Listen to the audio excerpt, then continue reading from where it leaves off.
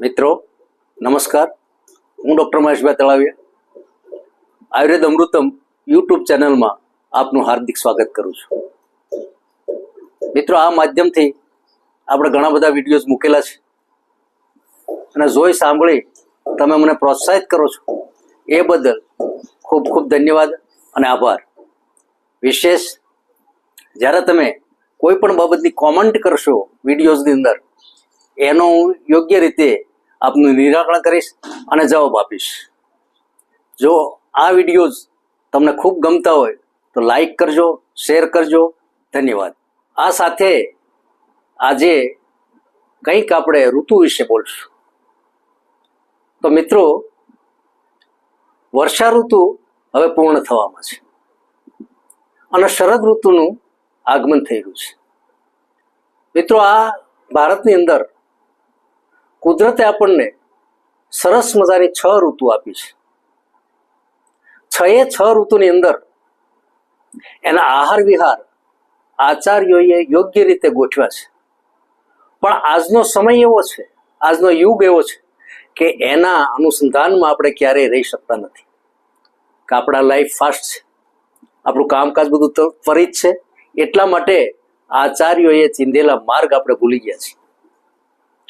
તો જ્યારે જ્યારે ઋતુઓનું પરિવર્તન થાય છે ત્યારે રોગ તો અવશ્ય થાય છે, પરંતુ વર્ષા ઋતુ જ્યારે પસાર થાય છે ત્યારના છેલ્લા 15 દિવસ અને આવનારી ઋતુના 15 દિવસ એને ઋતુનો સંધિકાળ કહેવામાં આવે છે. આ સંધિકાળની અંદર એ રોગ ઘણા બધા થાય છે અને એમાંની એક ઋતુ છે એ શરદ ઋતુ છે. મિત્રો, શરદ ઋતુનું એટલું બધું મહત્વ છે કે ભારતની અંદર એના વિશે એમ કહેવાય છે કે શતમ જીવ શરદ. આચાર્ય ચરકથી માંડી અને આયુર્વેદના શ્રેષ્ઠ વિદ્વાનોએ આ એક સૂત્ર બહુ સરસ આપ્યું છે અને બીજું સૂત્ર એની વિરુદ્ધમાં પણ આપ્યું છે. એ છે શરદ રોગાણામ માતા. એટલે શરદ ઋતુ એ રોગની માં છે. મિત્રો, વિચાર કરો કે કેટલી બધી સમજણપૂર્વક આ 2 વાક્યો આપણને આપ્યા છે. એનું કારણ છે કે વર્ષા ઋતુની અંદર જે વાયુનો પ્રકોપ થયો હોય અને આપણા શરીરની અંદર એના માટે જે પિત્ત સંચિત થયું હોય, એની સાથે વાયુ પણ હોય, આપણું ખાનપાન એટલું બધું ફરી ગયું હોય.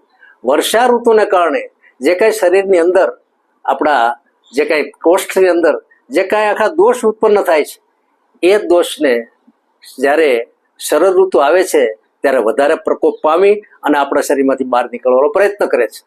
એટલા માટે જે પિત્તજન્ય રોગો છે એ શરદ ઋતુની અંદર વધારે થાય છે. કારણ કે શરદ ઋતુની અંદર જે તાપ પડે છે એ ત્રિવિધ રીતે પડે છે. સવારમાં સામાન્ય ઠંડી જેવું હોય, બપોરથી માંડીને તડકો હોય અને સાંજના સમયે સહેજ પાછું વાતાવરણ બદલતું હોય છે એટલે ઠંડી જેવું થાય છે. અને રાત્રે એકાએક ઠંડીનું પ્રમાણ થોડું થોડું વધે છે. કારણ કે અત્યારે આ સિઝન જે ચાલી રહી છે એના છેલ્લા સમય છે. છેલ્લો સમય કઈ રીતે? હવે પછી દિવસ છે એ ટૂંકો થતો જશે અને રાત્રિ એ લાંબી થતી જશે. માટે મિત્રો, આ જે શરદ ઋતુનું આગમન છે એ આગમનમાં ઋષિમુનિએ ચોખ્ખું કીધેલું છે કે આની અંદર જે પિત્ત પ્રકોપ પામે છે, એની અંદર જે પેટના રોગો થાય છે, જે કફના રોગો થાય છે અને મટતા નથી, યોગ્ય સારવાર લ્યો કે તમે ન લ્યો, જ્યારે જ્યારે વિરુદ્ધ આહાર કરવામાં આવે છે કે વિરુદ્ધ આખી પ્રકૃતિ ઉપરથી તમે તમારું ધ્યાન હટાવી લો છો, ત્યારે આ પ્રકારના રોગ એ આપણે ઘર કરી જાય છે અને લાંબો સમય ચાલે છે. એટલા માટે શરદ ઋતુને રોગાણામ માતા કહેવામાં આવ્યું છે. આ શરદ ઋતુની અંદર જો એવું કેટલું સરસ વાક્ય આપ્યું છે, શતમ જીવ શરદ. હે જીવ, તું 100 ઋતુને પાર કરી જા. તો આ શરદ ઋતુની અંદર જે કઈ રોગ થાય છે, જે કઈ આપણને તકલીફ થાય છે, એક તકલીફ જો દૂર થઈ જાય ને આપણું શરીર સ્વસ્થ રહે તો એની શરૂઆત એ વર્ષા ઋતુ કરાવવામાં આવે છે. વર્ષા ઋતુ આવે ત્યારે આજે આપણે યોગ્ય પથ્ય પાલન કરીએ તો શરદ ઋતુની અંદર એટલું બધું આપણે સહન કરવાનું આવતું નથી. શરદ ઋતુની અંદર જે રોગ થાય છે એનું પ્રમાણ કંઈક આવું છે. કોઈને આમા જીર્ણ થાય છે, કોઈને રસશેષા જીર્ણ થાય છે, કોઈને પિત્ત એટલે કે વિદગ્ધા જીર્ણ થાય છે, અજીર્ણ તો ખાસ થાય છે. એની સાથે કફનું પ્રમાણ પણ ખૂબ હોય છે.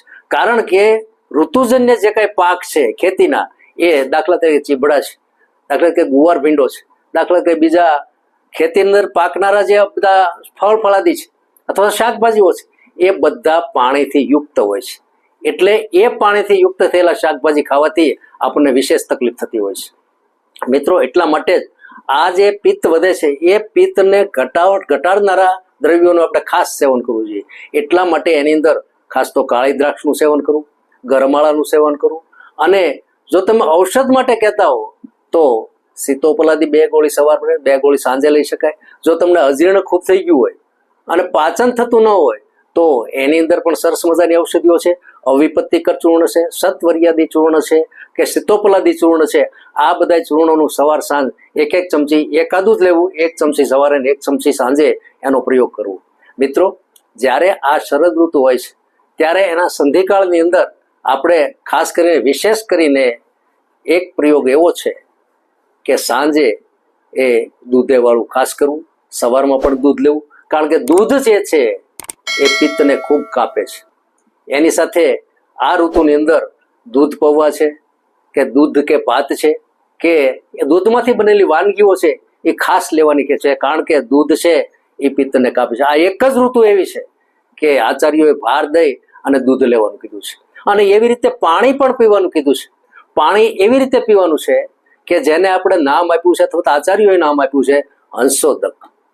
હંસોદક એટલે એ કે સવારના સૂર્યના કિરણોથી સાંજ સુધી તપ્ત થયેલું પાણી એ રાતના ભાગે ચંદ્રમાના શીતળ કિરણોથી ઠંડુ થઈ અને સવારની અંદર એનો જો ઉપયોગ કરવામાં આવે, નાહવાથી માંડીને આચાર્યો તરવા સુધીની વાત કરે છે. એ તો સરોવરની વાત રહી, પરંતુ આપણે જે કંઈ પાણી પીએ છીએ એ પાણી ગોળાથી માંડીને જે કંઈ પીતા હોય એ સૂર્યના કિરણોથી તપ્ત કરાવી અને પછી જો ચંદ્રના કિરણોની સાથે એનો સંપર્ક કરવામાં આવે તો એને હંસોદક કહેવામાં આવે. હંસોદક પાણી જે છે એ પાણી આપણા શરીરને ખૂબ ફાયદો કરે છે અને પિત્ત પણ વધવા દેતું નથી અને સરસ મજાનું પોષણ પણ આપે છે. તો આ પ્રકારે શરદ ઋતુ છે એને આપણે પાર કરવી પડે. શરદ ઋતુ એ રોગની માં છે, આપણે વારંવાર કીધું. કારણ કે શરદ ઋતુની અંદર જે પિત્ત પ્રકોપ પામે છે એ જો પિત્ત પ્રકોપ પામતું હોય અને આપણે એની યોગ્ય સારવાર ન કરીએ તો મિત્રો લાંબા ગાળા સુધી આપણે અમ્લપિત્ત પણ રહે છે અને એને માટેની દવાઓ ખૂબ લેવી પડશે અને ધીમે ધીમે જતા એ અમ્લપિત્ત આખા શરીરની અંદર વિદાહ ઉત્પન્ન કરે છે. મિત્રો, આ સમયની અંદર કબજિયાત પણ ન રહેવું જોઈએ. અને કબજિયાત માટે ઘણા બધા ચૂર્ણો છે. અવિપત્તિકર છે કે પછી ગરમાળાનો ગોળ છે કે ખાલી હરડે છે કે ત્રિફળા છે, એ બેસ્ટ છે. ત્રિફળા આ ઋતુની અંદર એ ખાસ લેવું. રાત્રે સૂતી વખતે 1 ચમચી ત્રિફળા લઈ લેવું. ત્રિફળા એ ત્રિદોષનો નાશ કરે છે. મિત્રો, આટલું કરશો, થોડો ઘણો સમય કાઢી અને તમે જે કાંઈ કરશો મેં કીધું એ પ્રમાણે, તો શરદ ઋતુ આપણને ક્યારેય નડશે નહીં અને 100 વર્ષનું કુદરતે આપણને જે આપ્યું છે આયુષ્ય એ આપણે પૂર્ણ રીતે ભોગવશું. જય ધન્વંતરી. ઓમ શાંતિ.